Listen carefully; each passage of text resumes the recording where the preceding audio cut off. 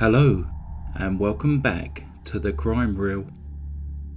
For this week's true crime narration, we shall be looking at the life of the Madden family from Modesto, California. Larry Madden was born in 1935 and had a troubled upbringing. He was abandoned by his mother at the age of 8 and spent most of his teenage years in prison. Upon his release, he joined the military but went AWOL soon after. Throughout his adult years, he struggled with heroin addiction and served multiple prison terms for crimes such as burglary and petty theft. He made several attempts to turn his life around, but invariably became drawn back into a life of crime. During one of these periods of going straight, he met and went on to marry a lady by the name of Ardell Powell, who had a son, Randy, from a previous relationship.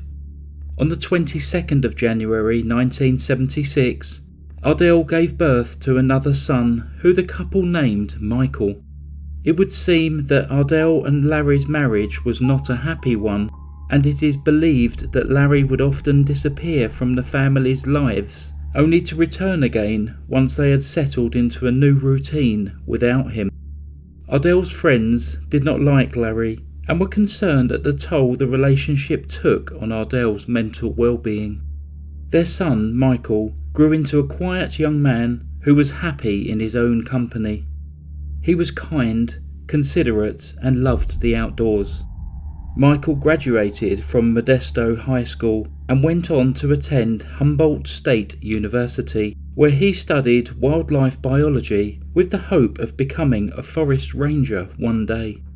Despite difficult family relationships, due to Larry's propensity for criminal activities, Michael and his father often enjoyed going on camping and fishing trips together. They would frequently go to the Sandbar Flat campground on the Stanislaus River, a popular camping area in Sonora, California, about 85 miles from their home in Modesto.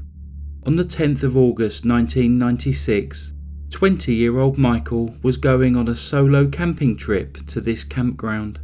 He left home at around 5 a.m. that morning, leaving a note for his mother to tell her where he had gone and that he would be home on the following Wednesday, which meant he would be ready for his shift at the Round Table Pizza restaurant that evening. Michael packed his camping and fishing equipment into his Chevrolet Cavalier and together with his beloved dog, Matilda, a Labrador Shepherd mix, and he then made his way to the campground. Other campers saw Michael arrive at the Sandbar Flat and watched him set up his tent. This is believed to be the last time that he was ever seen. In the early hours of the 13th of August, two of Michael's friends, Josh Rocha and Manuel Ferreira, along with their girlfriends, decided to join Michael at the campsite. Having been out celebrating Josh's birthday, the group arrived at around 2 o'clock in the morning. When they arrived at the campsite, they found Michael's tent and a fire burning. However, Michael and his dog Matilda were nowhere to be seen. As time went on, the group became increasingly concerned and started to look around the area near the campsite. They were then approached by a seemingly agitated man who asked them what they were doing there and were they looking for Mikey. Michael was sometimes known as Mike, but never Mikey, and this struck the group as odd. The group decided to wait for Michael to return, and the man, Joseph Tyne, waited with them. They waited together for around 6 hours, during which time Joseph kept cocking his gun over and over again. He had helped himself to Michael's camping supplies and was wearing some boots identical to Michael's. At around lunchtime, Joseph left the campsite and the group decided to report that Michael was missing. A search and rescue team were deployed and were later joined by divers and sniffer dogs, but no trace of Michael or Matilda could be found.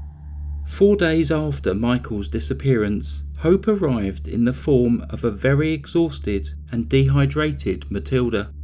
She was not injured, and the pads on her feet were not worn, which would have been very likely if she had been wandering for days in the rugged terrain.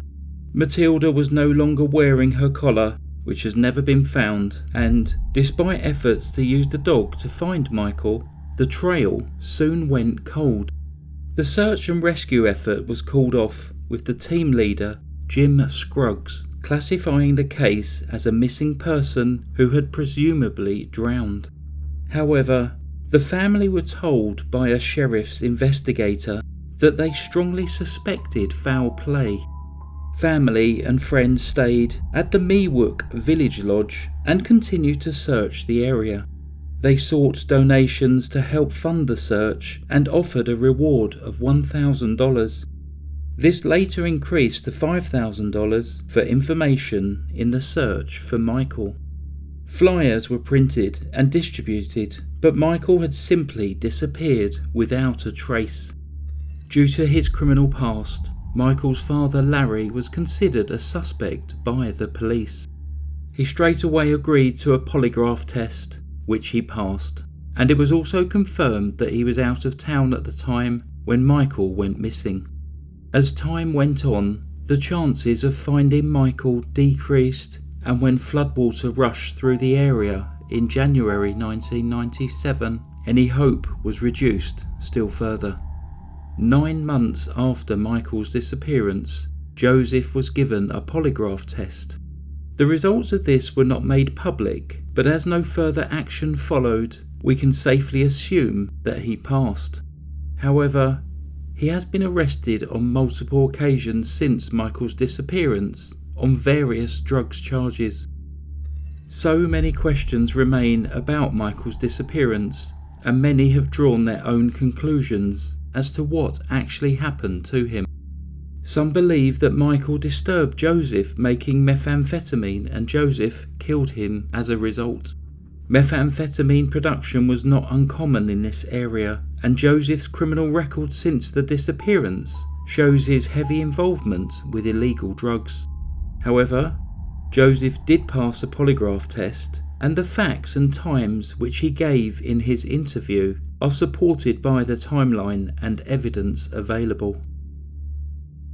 Many would question why, if guilty of murder, he would hang around for 6 hours using Michael's things in the presence of Michael's friends. Surely he would have made his escape.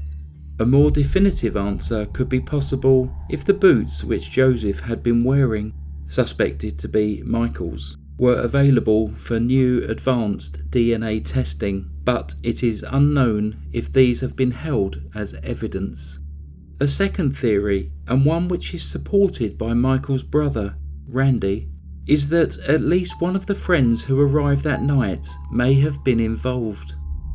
After reporting Michael missing, they then left the area, returning later, and started using items from Michael's car, thus tainting any evidence.